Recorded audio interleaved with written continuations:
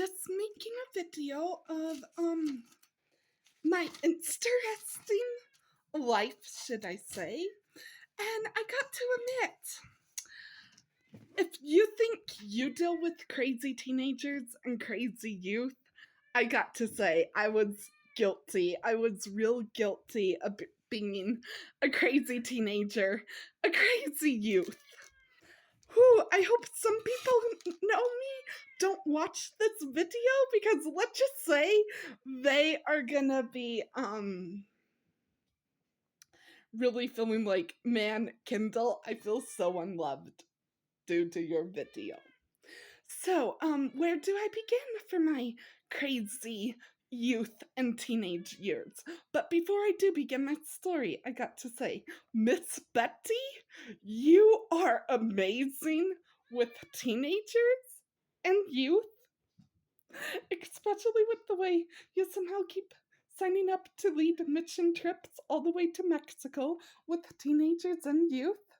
Also, considering how you taught Jenny in Sunday school, I don't know how old Jenny was. I don't know if you even taught Jenny as a youth, but anyway, Miss Betty, you're really good with kids, okay? Let's just say that. Miss Betty, you're really good with kids. And by the way, Miss Betty, no, I'm not complimenting you to get a question answered, okay?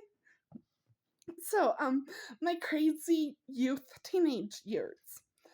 6th grade, I was good. 7th grade, magic. That's when everything changes. So let's just say 7th grade, I learned in 7th grade biology, science, middle school biology. Let's just say I learned in 7th grade about evolution. Then what happens when you learn about evolution? The answer, very easy. So evolution in science class in school and stuff, they show like a picture of like a lot of monkeys, different type of monkeys and stuff, and they're like, this is how life began. So then, needless to say, I'm the dumb youth. Although, good to know, it's really common in youth, Christian ministry and all. But I'm the dumb youth, really dumb youth, that is like, here's an idea.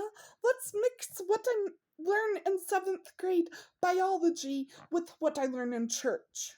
So then 7th and 8th grade Kindle youth was like, thinking the mindset, okay, so God is a dumb monkey because science is saying it all started with monkeys while they're explaining the evolution topic, or let's just say that's how my brain is registering the evolution topic. Evolution is really confusing and high sciencey words that I have no idea. And then Christian, on the Christian perspective and what you learn Christianity-wise is it all started with God. So what happens when you mix evolution, 7th grade science, and Christianity, and religion and faith in God? What you get is, if you're like my thought process, okay, so let me get this straight. It all starts with God being a dumb monkey. Now, how in the world do we land on the plane that God is a dumb monkey? Easy answer. We land on the plane that God is a dumb monkey because, monkeys on Earth, I don't know if you notice it, but monkeys on Earth, they act pretty dumb. And I can't help but say this, but if God's a dumb monkey, how does a dumb monkey know if we're following the right Christian path, meaning always showing up in church and always showing up in Sunday school? because them monkeys do not seem capable to know if you're always showing up in church and doing the right Christian path. Okay. So, needless to say, 7th and 8th grade, I was skipping church like crazy, missing it, at home having party, woo woo, the time of my life. Then how did I end up having party in the time of my life, home alone? 7th and 8th grade middle school years. So in 6th grade, needless to say, one time, I did a really pretty impressive move. So my mom, grandpa, grandma, they all go shopping to the base all the way in Colorado Springs. And one time, let's just say, my grandma, grandpa, and my mom, Colorado Springs and the base is pretty far. Let's just say one time they all were really late on getting back to Pueblo. How are they late? Picking up meds at the base. Then they leave, they're not early folks. So by the time they leave, the first thing they need to do when they get to the base is have lunch at the base. That takes time. Then,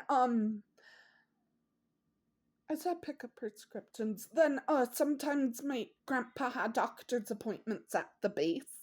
So that took in time. Then some of the time they had to update IDs and stuff, so that took in time. Then by the time they get to the grocery shopping, try to plan the grocery shopping schedule out. Well, let's just say, they tried to be good to get home by the time I got off the bus for middle school. But let's just say one time they were running super late. Thank God I had a nice bus driver in 6th grade middle school that really believed me, that didn't question me too much. But anyway, what happened? Oh, by the way, I was on base in 5th grade. So in 5th grade, I got to go to the Colorado Springs base. How my grandma and grandpa get on base is my grandpa was Navy, my grandma was Navy, my grandma did security and Navy. Then how my mom gets on base, that's complicated. Let's just say, my grandma was giving birth to my mom in Spain. And let's just say, when my grandma was giving birth to my mom in Spain, let's just say let's just say the nurses and doctors in Spain accidentally told my grandma to breathe at the wrong moment. So what does that cause? That easily causes lack of oxygen towards my mom's brain. Then let's just say that messed up my mom. That's kind of how I could say it. It messed up my mom. I don't know how to say it in a good way, but how it messed up my mom is the lack of oxygen toward my mom's brain. When my grandma was giving birth to her, due to a doctor and nurse in Spain accidentally telling my grandma to breathe at the wrong moment, let's just say that caused my mom to have disability problems and disability and stuff. Then to my annoyance, my mom had to pass that blessed problem on to me. It's annoyance because, let's just say, I'm brave every day, having to put up with mean, arrogant people's words that I am retarded, boo-boo word there. But not me, it's the arrogant people in this world that calls me retarded, boo-boo word right there. You can see who was watching a movie called Champions. Anyway, never mind that. Anyway, so what happened one time is, needless to say, 6th grade, I know, bus drivers really don't like it when they have to radio in, parents not here, need to bring this kid to the school because parents not here and can't leave her home alone or outside with no lock. So the impressive move that I did during 6th grade, which I loved because then I got to avoid family, avoid that annoying family, be a teenager, avoid family, lock myself alone in the house and lock myself alone and be annoying and tease that I'm gonna have a party. Tease and joke that I'm gonna have a party because let's just say I'm not the blessed teenager youth to have a lot of friends, so, which is good for my mom because she knew every time I said, "Bye, Mom, I'm having time to myself in the house," my mom knew. When I said, "Oh, by the way, you're gonna come home to a party," my mom knew, ha ha ha, very funny, you're kidding, girl. So what impressive move that I made is, I lied, but I lied for a good cause. So what impressive move that I made in 6th grade is I told the bus driver, luckily we lived in an apartment with a closed off fence towards the back. I told my bus driver, "Oh no, my mom's not here. But good news, my mom, she always leaves the back door unlocked and I could just go in through the fence." Bus driver's like, "Okay, sure." Not questioning it, not even asking me, "Hey, would you mind opening up the window so I could have proof that you got inside?" And then, I just waited calmly and patiently until my mom got home. Needless to say, I did need to use the restroom, so I knocked on the neighbor's door to use the restroom. And what? And then I told my mom, "Hey, Mom, I'm at the neighbor's. I'm home alone.